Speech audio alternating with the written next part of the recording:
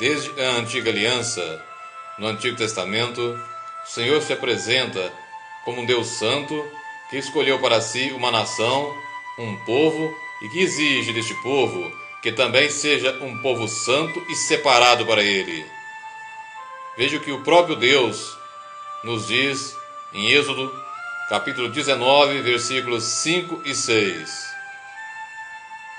Agora, pois, se diligentemente ouvirdes a minha voz e guardardes o meu concerto, então sereis a minha propriedade peculiar entre todos os povos, porque toda a terra é minha, e vós me sereis reino sacerdotal e povo santo.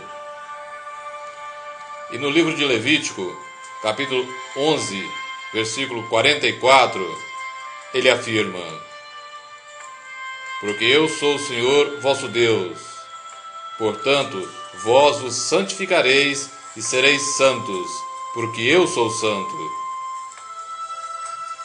A santificação no Antigo Testamento foi a vontade manifesta de Deus para os israelitas.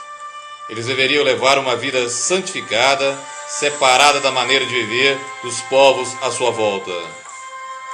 Da mesma maneira, a santificação é um requisito essencial e indispensável para o crente em Jesus, para o verdadeiro cristão. Acima de todas as coisas, a santidade é a prioridade de Deus para o seu povo. Santificação significa tornar santo, consagrar, separar do mundo e afastar-se do pecado, a fim de se ter uma profunda comunhão com Deus, adorá-lo e servi-lo. A santificação é um processo permanente, mediante o qual continuamos a mortificar os desejos pecaminosos da carne. Somos progressivamente transformados pelo Espírito Santo à semelhança de Cristo. Crescemos na graça de Deus e dedicamos cada vez mais amor a Deus e ao próximo. Na primeira carta de Pedro, capítulo 1, versículo 15 e 16, nós lemos: mas como é santo aquele que vos chamou, sede vós também santos em toda a vossa maneira de viver, porque está escrito: sede santos, porque eu sou santo. Portanto, se Deus é santo, as qualidades dele devem ser as qualidades de seu povo. O próprio Senhor Jesus, quando em seu ministério na terra, no Evangelho de João, capítulo 17, versículo 17, orou o seguinte, dirigindo-se ao Pai: santifica-os na verdade, a tua palavra é a verdade. Ele então já pedia a santificação dos seus, para que todos os cristãos de todos os tempos fossem um povo santo, separado do mundo e do pecado, para adorar a Deus e servi-lo. É necessário a separação para se estar perto de Deus, para viver para Ele e para ser semelhante a Ele. Essa santificação vem pela dedicação e amor à verdade, revelada pelo Espírito da verdade, como o Senhor chama o Espírito Santo no Evangelho de João, capítulo 14, versículo 17, e no Evangelho de João, capítulo 16, versículo 13. A verdade é tanto a palavra viva de Deus, Jesus, como a revelação da palavra escrita de Deus. E é o Espírito Santo que realiza em nós a santificação, que purifica do pecado nossa alma e nosso espírito, que renova em nós a imagem de Cristo e que nos capacita a obedecer a Deus segundo a sua vontade e palavra, e então sermos limpos de coração para podermos ver a Deus, como o Senhor nos declara em Mateus 5, versículo 8. Pois os limpos de coração são os que foram libertos do poder do pecado e que agora se esforçam para agradar e glorificar a Deus e serem parecidos com Ele. São os que procuram ter a mesma atitude interior que Deus tem: amor à justiça e ódio ao mal. Onde o coração é a sede da vontade, da inteligência e das emoções. É então colocar o nosso coração em harmonia com o de Deus. E a palavra de Deus, na primeira carta aos Tessalonicenses, capítulo 5, versículo 23, nos diz que todo o nosso ser deve ser santo, quando afirma: e o mesmo Deus de paz os santifique em tudo, e todo o vosso espírito, e alma, e corpo sejam plenamente conservados, irrepreensíveis, para a vinda de nosso Senhor Jesus Cristo. Pois a primeira carta de Paulo aos Coríntios, capítulo 6, do versículo 18 ao 20, nos diz o seguinte: fugir da prostituição. Todo pecado que o homem comete é fora do corpo, mas o que se prostitui peca contra o seu próprio corpo. Ou não sabeis que o nosso corpo é o templo do Espírito Santo, que habita em vós, proveniente de Deus, e que não sois de vós mesmos?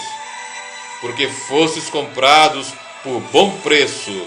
Glorificai, pois, a Deus no vosso corpo e no vosso espírito, os quais pertencem a Deus. Portanto, a santidade tem que envolver todo o nosso ser, e não somente a alma e o espírito. Nosso corpo tem que ser santo para poder ser a morada do Espírito Santo.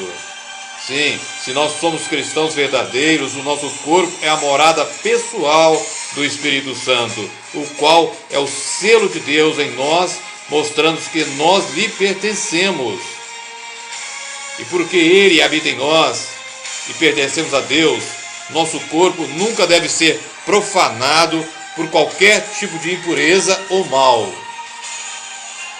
No mesmo sentido, a primeira carta aos Tessalonicenses, no capítulo 4, versículos de 3 ao 5, nos diz: porque esta é a vontade de Deus, a vossa santificação, que vos abstenhais da prostituição, que cada um de vós saiba possuir o seu vaso em santificação e honra, não na paixão da sensualidade, como os gentios que não conhecem a Deus.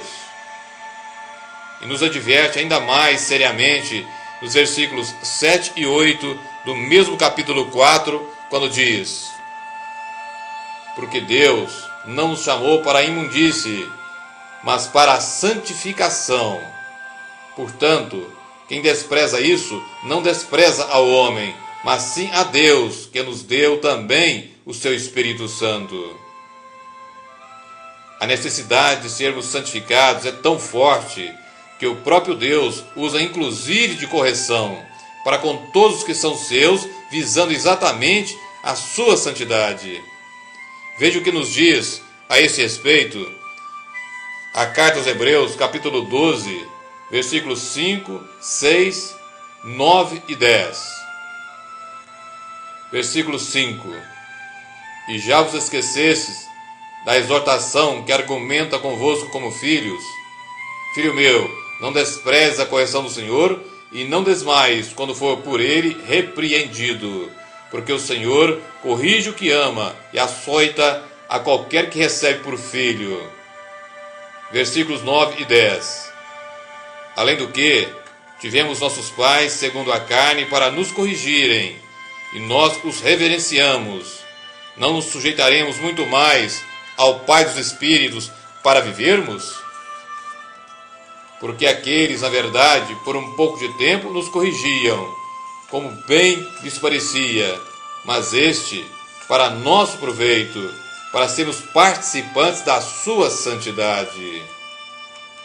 Portanto, a correção do Senhor é também para participarmos da sua santidade.